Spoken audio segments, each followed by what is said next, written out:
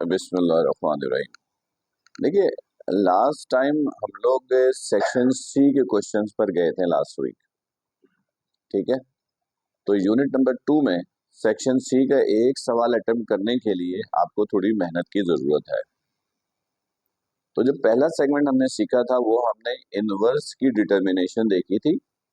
Inverse के दो option थे, एक एडजॉइंट मेथड और दूसरा था रॉ ऑपरेशन मेथड। अगर पेपर सेट करने वाले ने मैट्रिसेस का इनवर्स देने की कोशिश की तो इन्हीं दोनों में से कोई एक आएगा। लेकिन सेक्शन सी में टीचर के पास क्वेश्चन देने के 6 ऑप्शन होते हैं, जिनमें से दो आपने किया। नंबर 1, आपने इनवर्स मालूम किया एक एडजॉइंट मेथड से। ठीक है, एडजॉइंट मेथड से। दूसरा आपने किया इनवर्स किया रॉ ऑपरेशन मेथड से। ठीक है, अच्छा, अब जो है वो है हम जा रहे हैं सॉल्यूशन की तरफ। सॉल्यूशंस का मतलब होता है वेरिएबल की वैल्यू निकालो। 3 इक्वेशन दे देंगे, उसमें 3 वेरिएबल होगा, एक्स वाई जेड, कोई भी 3 वेरिएबल होगा, उसकी वैल्यू मालूम करनी होगी। और उसकी वैल्यू निकालने के भी 4 मेथड आपके सिलेबस में है। पहला, जिसको हम ऑप्शन 3 कह रहे हैं,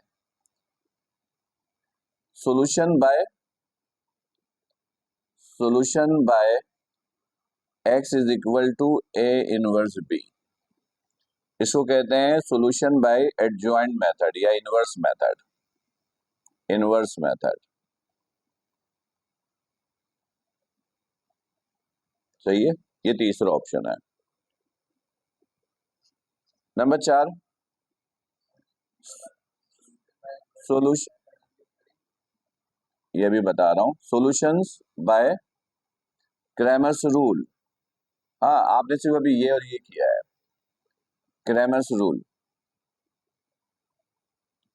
5वां, solutions by Gauss elimination method. और छठा है solutions by Gauss Jordan method. Solutions by Gauss Jordan method. अच्छा, अब देखोगे कि पेपर में अगर आप मैथमेटिक्स की हिस्ट्री देखोगे तो चूंकि पेपर तो बुक आए हुए 2 ही साल हुए हैं, पेपर 2 ही साल बने हैं, तो पेपर में जो आए हैं ना, या तो solution bye Gauss elimination method या गॉस जॉर्डन मेथड, बस इन्हीं दो को टच किया जा रहा है। और एक मर्तबा inverse by raw operation method को टच किया गया। नॉर्मली ये आया नहीं है, ये या ये। लेकिन अगर आप अपने आप को सिक्योर करना चाहते हो तो ये 6 के 6 मेथड, ये 6 के 6 सवाल आपको सॉल्व करना आना चाहिए। तो अभी हमने ये 2 सीखा है। अच्छा, लास्ट टाइम जो हमने सीखा था जिसमें रॉ ऑपरेशन मेथड था, उसमें मैट्रिसेस का एक पर्टिकुलर एलिमेंट को आपने जीरो करना सीखा था। बिल्कुल उसी बेसिस पर, बिल्कुल उसी पैटर्न पर ये दोनों है, जो कि मोस्ट इंपॉर्टेंट है। तो हम लोग सबसे पहले आज solution bye Gauss elimination method पे जाएंगे। अगर आज ये हो जाता है और उम्मीद है कि हो जाएगा, तो कल हम solution bye Gauss Jordan method पे चले जाएंगे। और अगर ये दोनों कर लेते हो, अच्छी प्रैक्टिस कर लेते हो, तो परसों हम कोशिश करेंगे कि ये दोनों हो जाए, क्योंकि इसमें आपको मुझे सिर्फ मेथड बताना है, क्योंकि इसके अंदर यूज यही होता है। तो ये जॉइंट मेथड से इनवर्स निकालना आपको आ गया है, तो ये 10 मिनट का काम है मेरे बताना मेरे लिए। लेकिन अगर तुम लोग एफर्ट्स नहीं करोगे तो हमें फिर एक पूरा दिन लगाना पड़ेगा। तो अभी ये कर रहे हैं, फिर कल ये करेंगे, फिर ये दोनों एक साथ, अदरवाइज फिर कमिंग मंडे तक भी जा सकता है। बात समझ में आ गई? तो आज हम लोग गॉस एलिमिनेशन मेथड से इक्वेशंस को सॉल्व करना सीखेंगे। तो जरा 2.6 खोलो, उसके अंदर एक क्वेश्चन होगा प्रॉपर। गॉस एलिमिनेशन मेथड जो है वो क्वेश्चन नंबर 4 है। 2.6 का क्वेश्चन नंबर 4 है। देखो क्या कहता है। हाँ, मतलब एक जैसे नहीं है, ठीक है। Solve the non homogeneous systems of linear equation by using Gauss elimination method, ठीक है। बस इस तरह नीचे देखो, तीन तीन इक्वेशन गिवन है सब में, है। तो पेपर में कोई भी तीन इक्वेशन दे देंगे और कहेंगे गॉस एलिमिनेशन मेथड से इसको आप सॉल्व कर दो। सॉल्व करने का मतलब होता है कि इक्वेशंस के अंदर जो वेरिएबल है ना उसकी वैल्यू निकालनी है। तो इत्तेफाक से इन दोनों में टोटल तीन वेरिएबल्स है, एक्स वाई और जेड, एक्स वाई और जेड, ठीक है। तो मैं आपको पहला वाला लेके सॉल्व करके सिखाता हूं, क्योंकि दूसरा तो ज्यादा आसान है, पहले में एक आध स्टेप ज्यादा भी है, ठीक है। तो अब ये देखोगे, ये है -x, क्वेश्चन नंबर 4 का पार्ट 1 है। -x plus y plus z equal to 0, x plus 2y equal to 5, 3x minus 3x है, बिल्कुल -3x plus 2y minus z equal to -2, ठीक है। ये है आपके पास।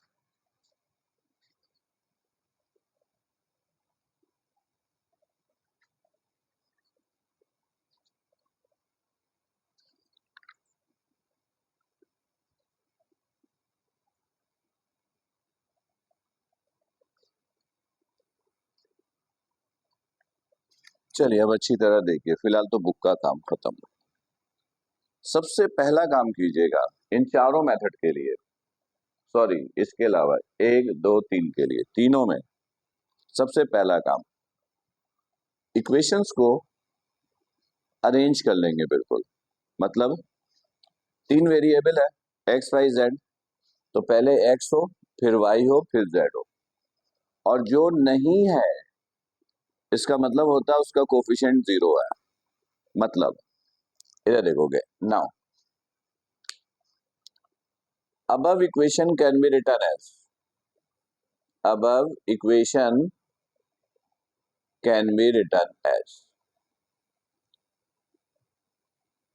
बाद वक्त ये स्टेप नहीं भी करने की जरूरत पड़ती है और आपकी बड़ी अच्छी प्रैक्टिस होगी तो इसकी जरूरत नहीं भी है। सबसे पहले एक्स वाई जेड वो सीक्वेंस में है, बिल्कुल -x plus y plus z, और ये जो कांस्टेंट वैल्यू होती है ना किसी इक्वेशन के अंदर, वो इक्वल के हमेशा दूसरी तरफ लेके जाओगे, इक्वल के दूसरी तरफ। तो यहाँ तो है ही नहीं कोई, 0 है। अब यहाँ x है, y है, z नहीं है। z नहीं है तो इसका मतलब है कि ये 0 z है, और कांस्टेंट 5 वो तो राइट हैंड पे ही है, यानी जो नहीं होगा वो उसकी वैल्यू 0 है। सारी बात समझ में? इसमें तीनों मौजूद है, 3x plus 2y -3x plus 2y minus Z, और कांस्टेंट इधर ही है। यानी ये जो कांस्टेंट है ना, ये इक्वल के राइट हैंड पे होनी चाहिए, ठीक है। अच्छा, उसके बाद क्या करेंगे, इन तीन इक्वेशंस की मदद से एक मैट्रिक्स डेवलप करेंगे, यानी एक मैट्रिक्स बनाएंगे। वो मैट्रिक्स कैसे बनाएंगे वो देखोगे। नाउ ये मैट्रिक्स का सिंबल, सबसे पहले एक्स वाई जेड का कोफिशिएंट लिखेंगे। क्या लिखेंगे, या पहले सारे एक्स का कोफिशिएंट ले लो, -1 1 -3, -1 1 -3, फिर y की वैल्यू 1 2 2 1 2 2, फिर z की वैल्यू 1 0 -1 1 0 -1। अगर आपकी बहुत अच्छी प्रैक्टिस होती तो ये स्टेप की जरूरत नहीं है, आप यहीं से देखकर बना सकते हो, मतलब ये स्टेप करना जरूरी नहीं है, आप डायरेक्ट यहां से बना सकते थे x x x y y y z, इसमें z नहीं है तो आप 0 ले लेते और कांस्टेंट को इस तरफ रहने देते। अब क्या करेंगे, ये तो x y z का कोफिशिएंट लिख लिया, अब एक चौथा कॉलम भी बनाएंगे और इस चौथे कॉलम में कांस्टेंट वैल्यू इस्तेमाल होंगी, 0 5 -2, ये मैट्रिक्स बन गया। सही है, अब क्या करोगे, सुनो गौर से, शुरू के जो 3 कॉलम है 1 2 3, जैसे फॉर एग्जाम्पल मैं यहां लिख रहा हूं -1 1 1 1 2 0 -3 2 -1, ये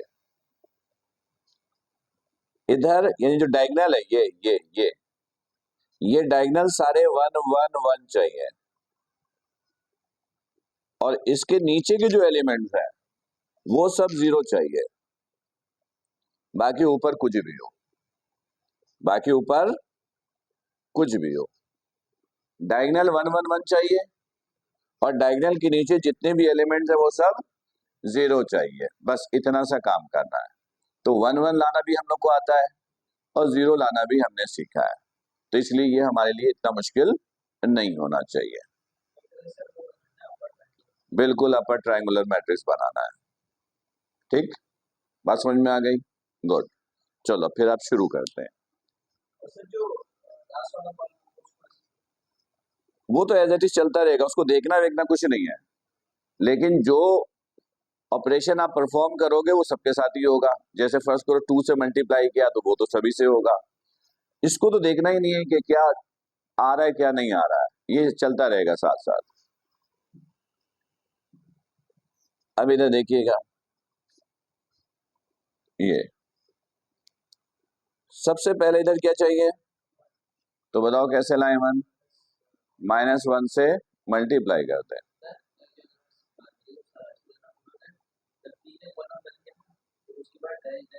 ऐसे डैश ऐसे बना देते हैं, हाँ वो बना दो नहीं बनाओ चलेगा, पर इस मेथड में जरूरी नहीं है, बना दो तब भी चलेगा, कोई इशू नहीं है, रेशियो वाला बना दें, सिंपल ऐसे बना दें, इस मेथड में ये कोई रूल नहीं है कि ऐसा होना करना जरूरी है, ठीक है। अच्छा, इसको चेक करने का बड़ा आसान तरीका होता है, आपका जो सिलेबस का बुक है वो बेहतरीन एग्जाम्पल है आपके लिए कि आपको क्या करना चाहिए, तो बुक का जो बुक होगा तो उसमें एक्सरसाइज में कुछ एग्जाम्पल्स भी होंगे, एक दो एग्जाम्पल देखोगे अंदाजा हो जाएगा कि आपको क्या करना चाहिए, तो अगर डॉट लगा भी देते हो तब भी इशू नहीं है, नहीं लगाओ तब भी इशू नहीं है, और ये वैसे नॉर्मली बगैर डॉट के ही सॉल्व होता है, ठीक है, लेकिन लगा दे तब भी कोई इशू नहीं है।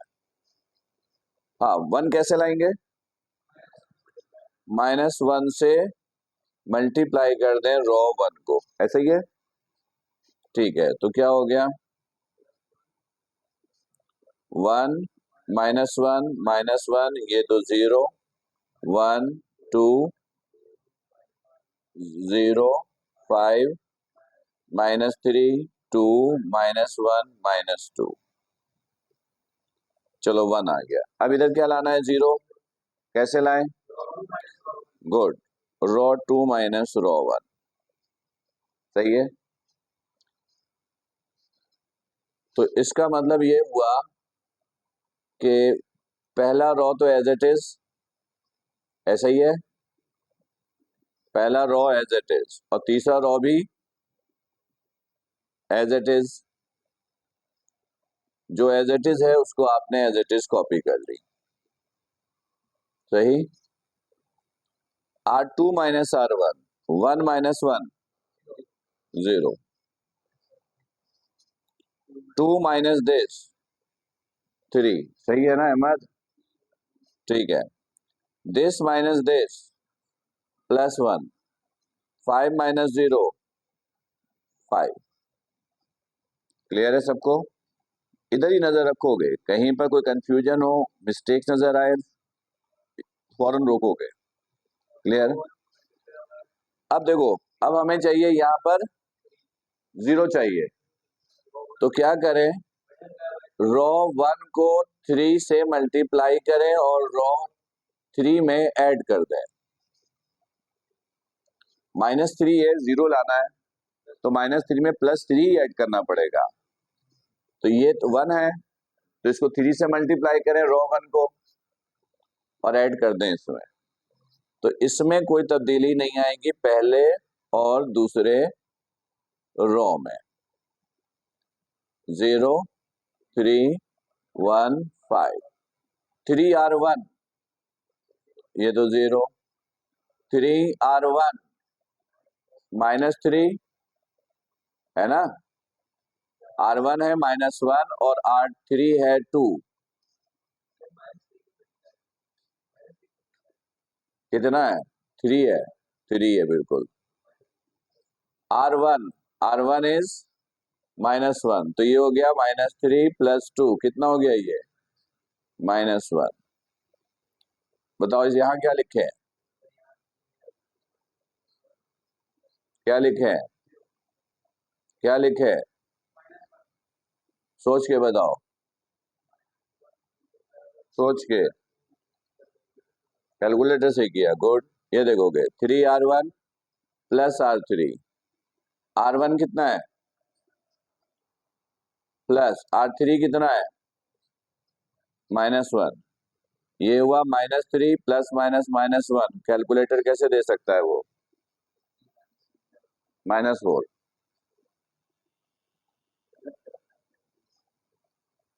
चलो बताओ यहाँ क्या लिखे है, 3R1 0 + -2 0 -2, देख लो अच्छी तरह सही है या नहीं,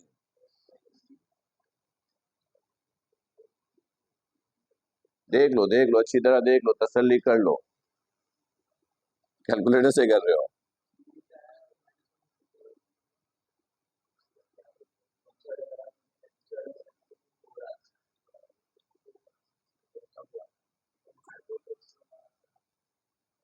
मुझे बता दो, मुझे बता दो,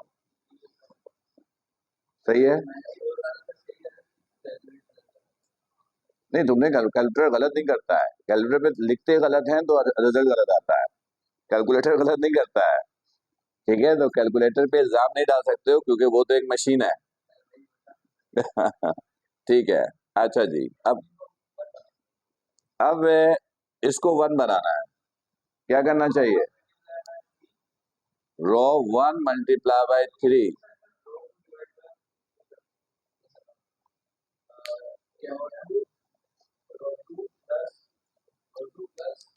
रो 2 को तुम कह रहे हो क्या करे, +2R1, बिल्कुल सही है, ऐसे भी हो सकता है। इसने क्या किया देखो, इसने इस यहाँ 1 चाहिए, इसको इसने 2 से मल्टीप्लाई किया, क्योंकि 1 लाने के लिए 3 में से 2 माइनस करना पड़ेगा, 3 में से 2 माइनस होगा तो 1 आएगा।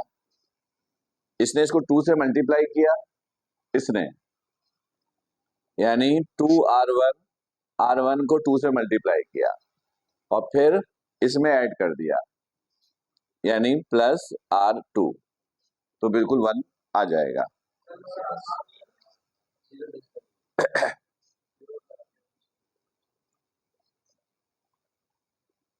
आ गया ना मसला, तो मैंने इसकी एक आसान टेक्निक बताई थी, बस मैंने बोला था ना कि ऐसा करने से कहीं ना कहीं पे गड़बड़ होगी, तो इसका आसान सी टेक्निक है कि 1 लाना है ना, कोई वैल्यू है तो बस उस वैल्यू से डिवाइड करो। होता है, उसमें बहुत सोचना पड़ेगा आपको, ऐसा भी ऑप्शन निकल आता है कि किसको किससे करके करें, वरना जो मेथड हमने सीखा है ना उसमें स्ट्रेट फॉरवर्ड चलते जाओगे, कोई गलती की गुंजाइश आएगी ही नहीं, कहीं पर कोई गड़बड़ होगा ही नहीं। तो सिंपल क्या करो, 1/3 से मल्टीप्लाई कर दें, एक ही बात है, 1/3 R2 1 -1 -1 0। अब इसको मल्टीप्लाई कर रहे हैं तो ये तो जीरो ही रहा, ये हो गया 1, ये हो गया 1/3, ये हो गया 5/3। सही है। और ये सब as it is 0 -1 -4, this is -2। यहाँ तक क्लियर। अब क्या करना है, इधर क्या चाहिए, चाहिए क्या इधर 0, तो दाहिने में इन दोनों को ऐड करो, यानी R2 + R3 ना ना ऐड करना पड़ेगा ना, माइनस क्यों, 1 -1 0 ऐड करना पड़ेगा। तो 1 0 0 इधर तो अब कोई तब्दीली आएगी नहीं, -1 -1 0, 1 1/3 5/3, इन दोनों को ऐड किया तो 0, इन दोनों को ऐड किया -12 + 1/3 -11/3।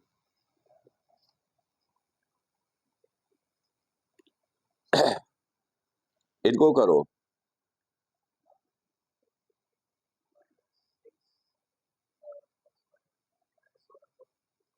1/3।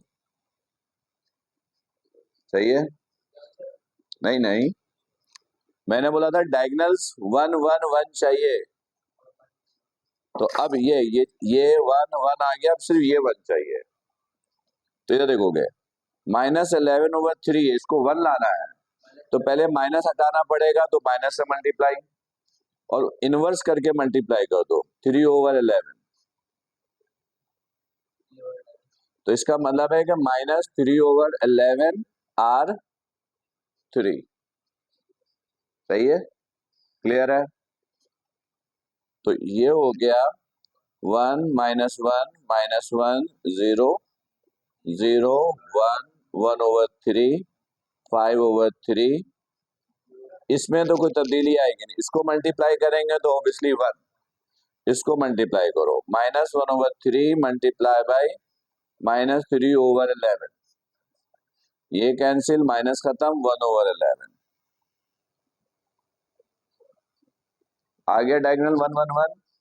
और जो अपर ट्रायंगुलर एलिमेंट्स हैं वो सारे 0 आ गए। बस ये काम करना था। अब इसके बाद एक छोटा सा काम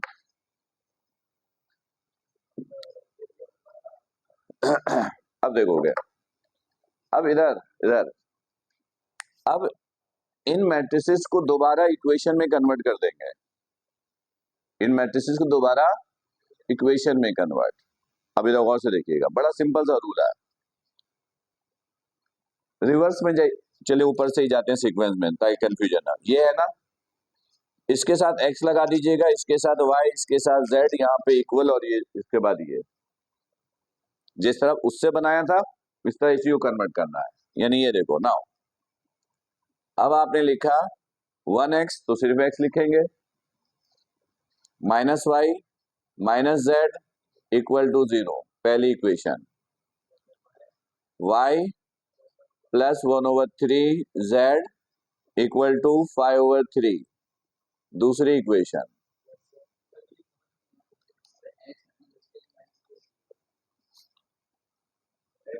ये जो पहली वैल्यू के साथ x लगा दो, तो 1x -1y -1z = 0। ये समझ में आ गया। 0x तो 0x तो 0, तो इसको नहीं लिया। 1y + 1/3z = दिस, फिर 0x नहीं ले, 0y नहीं ले, दिस z = दिस। आ गई तीनों इक्वेशन। अब सिर्फ क्या करना है, ऐसा करने से x y z में से किसी एक की वैल्यू आ जाएगी और वो हमेशा z की होगी। ये देखो z आ गया, z आ गया, z को इसमें पुट करेंगे y आ जाएगा, पुट इन इक्वेशन 2। हमेशा यही स्टेप होगा, इसमें स्टेप भी नहीं बदलेगा। z आ गया, z को इक्वेशन 2 में पुट करेंगे, y आ जाएगा, फिर y और z को 1 में पुट करेंगे, x आ जाएगा। इसमें पुट करो y plus 1/3 1/11 equal to 5/3, y plus 1/33 5/3, ये प्लस का उधर जाकर माइनस का। एलसीएम नहीं लेना चाहो तो कैलकुलेटर से कर दो। कितना आया?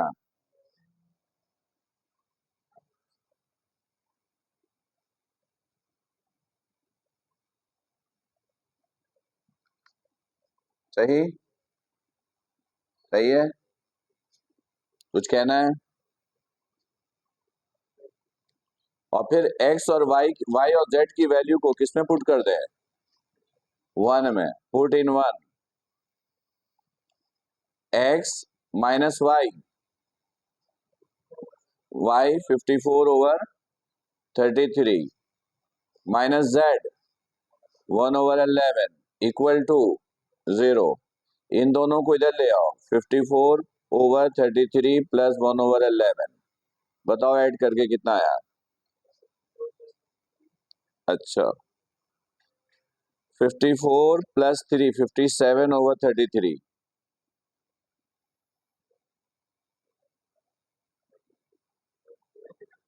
57 हाँ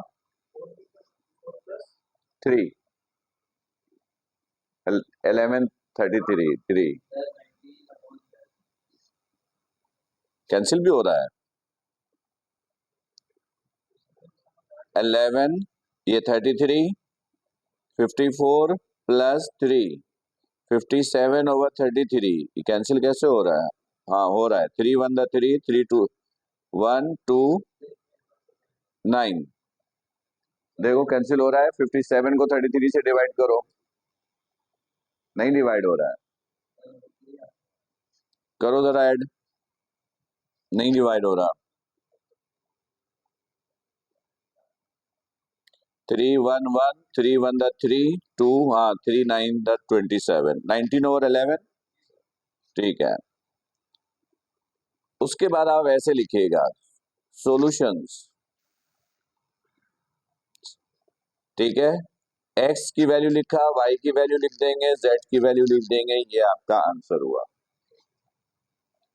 आ गया मेथड बिल्कुल समझ में? मेथड मुश्किल नहीं है।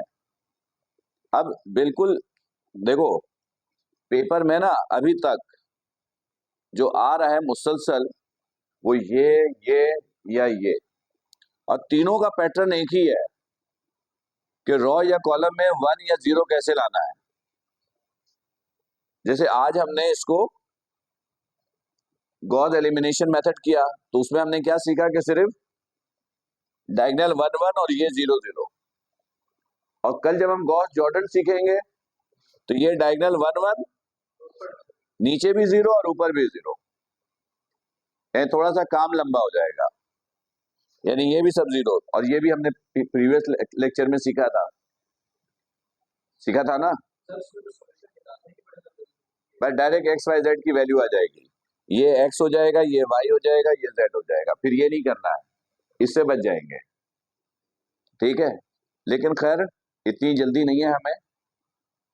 ये तीसरा सेगमेंट था, आपको बस इसकी प्रैक्टिस करनी है कि ये तेजी से जो है ना आप 1 लाने की प्रैक्टिस हो जाए, तेजी से 0 लाने की प्रैक्टिस हो जाए, यानी किसको किससे मल्टीप्लाई करें, ऐड सब्ट्रैक्ट करेंगे 0 आ जाए, कैलकुलेटर पे कंट्रोल अच्छा आ जाए कि फौरन लिखे इक्वल दबाएं, गलती ना हो, रिजल्ट आ जाए।